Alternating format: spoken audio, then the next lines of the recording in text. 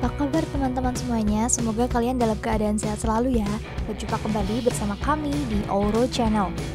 Di video kali ini kita akan membahas tentang bagaimana cara gampang membeli saham perdana secara online melalui EIPO. Di video kali ini penjelasannya cukup mudah dimengerti bagi teman-teman pemula yang ingin mencoba pertama kali membeli saham EIPO. Tapi sebelum kita lanjut ke videonya, jangan lupa like, share, dan subscribe channel YouTube ini. Yuk kita langsung ke materinya. Jadi, untuk memulai membeli saham perdana di EIPO, hal utama yang harus kita punya adalah akun saham. Buat teman-teman yang udah biasa trading saham, pasti sudah mempunyai akun saham. Nah, di situ ada data SID, RDN, dan tentu saja nama perusahaan sekuritasnya. Data itu nantinya dipakai untuk mendaftar di aplikasi EIPO, jadi pastikan akun saham kamu aktif ya.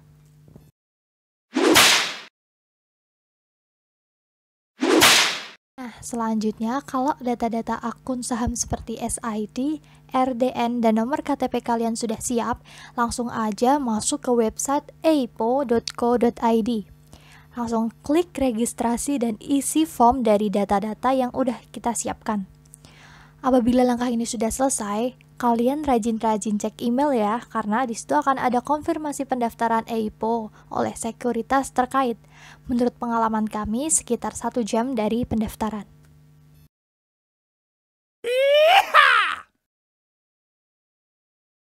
Nah, setelah semuanya selesai, kalian bisa segera login. Nanti setelah kalian login akan nampak banyak sekali perusahaan yang mau EIPO. Di situ teman-teman bisa membaca prospektus dari perusahaan. Apa sih prospektus itu? Jadi, prospektus adalah suatu dokumen yang berisi kisi-kisi dari prospek perusahaan ke depan setelah EIPO. Di situ juga terdapat laporan keuangan serta performa kinerja perusahaan. Jadi, hal-hal tersebut bisa jadi pertimbangan teman-teman dalam memilih perusahaan yang mau dibeli saham perdananya. Di slide depan juga ada keterangan saham tersebut sudah masuk tahap book building, penawaran umum, maupun penjatahan. Istilah apakah itu? Next slide kita bahas ya.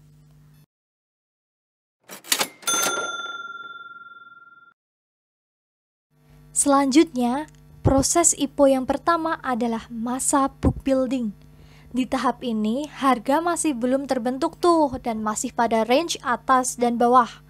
Nah, disinilah para investor mulai melakukan bidding harga, sehingga hasil bidding ini nantinya akan membentuk harga EIPO yang fix.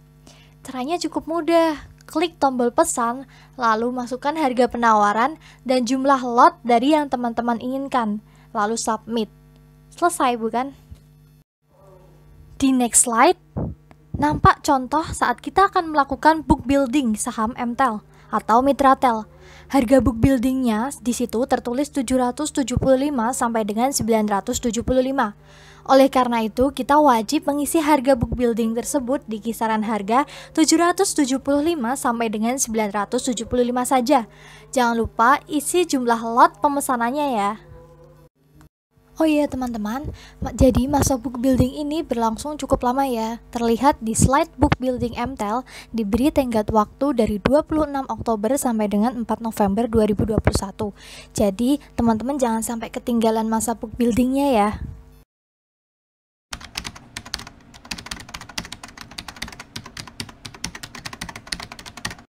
Proses selanjutnya setelah book building ini adalah proses penawaran umum.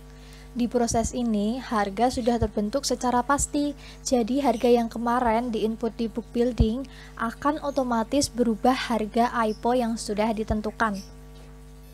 Jika teman-teman udah pernah menginput saat book building, teman-teman tinggal konfirmasi saja yang menyatakan bahwa teman-teman setuju dengan harga yang terbentuk sekarang, seperti pada gambar yang ada di slide. Cukup teman-teman klik keterangan bahwa teman-teman telah memahami prospektusnya dan konfirmasi persetujuan pesanannya. Nah, tapi kalau teman-teman belum pernah input saat book building, teman-teman juga bisa kok ikutan di penawaran umum dengan klik tombol pesan dan masukkan lot yang diinginkan. Oh ya, Perlu diketahui ya, satu akun hanya boleh memesan satu pesanan dalam satu perusahaan IPO yang sama ya. Boleh pesan lagi, tapi di perusahaan IPO yang berbeda. Nah, di proses ini, jika kita udah menyatakan setuju dengan harga dan jumlah lot yang ditentukan, pastikan ketersediaan dana di RDN kamu ya, sesuai harga IPO dikali total lot yang dipesan. Kalau kita melihat pesanan MTEL di slide ini, terlihat dengan harga 800 pesanan yang diinginkan 50 lot. Maka dana yang dibutuhkan adalah 4 juta rupiah. Di slide ini nampak mutasi rekening RDN dari investor. Investor tersebut sudah menambah saldo mengendap di RDN sebanyak 4 juta rupiah. Selanjutnya di situ tertera pukul 20.21 pihak BNI Sekuritas menarik saldo tersebut, yang artinya bahwa pesanan IPO kita sudah sah masuk ke penawaran umum IPO tadi. Sampai sini sudah jelas ya teman-teman. Masih ada 3 step lagi. Yuk kita lanjut.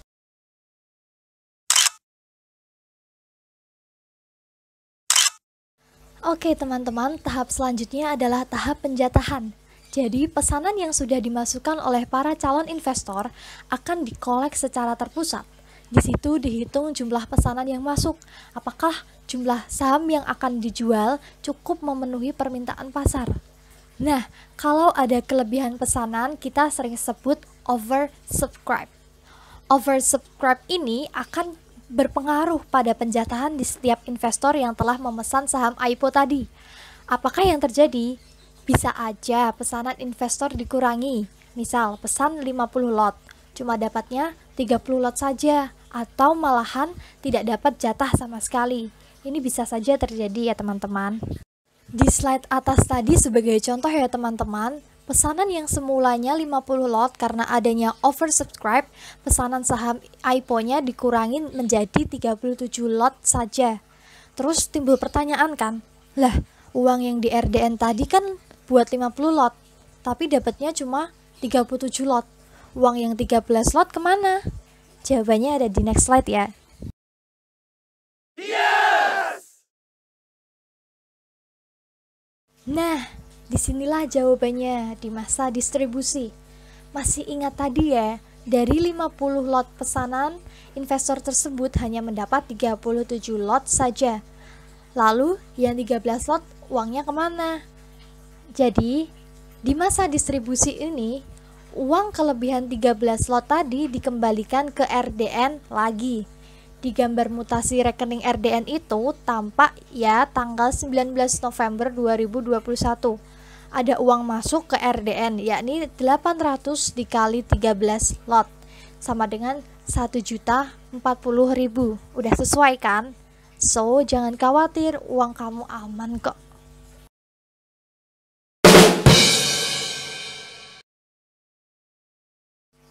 Setelah distribusi saham perdana selesai, tibalah saat yang dinanti nih, yaitu tanggal listing di pasar sekunder. Jadi di tanggal inilah saham perusahaan terbuka dapat dijual dan dibeli secara reguler di pasar sekunder. Dan yang paling dinanti oleh para trader adalah kecenderungan saham yang baru IPO di hari pertama listing.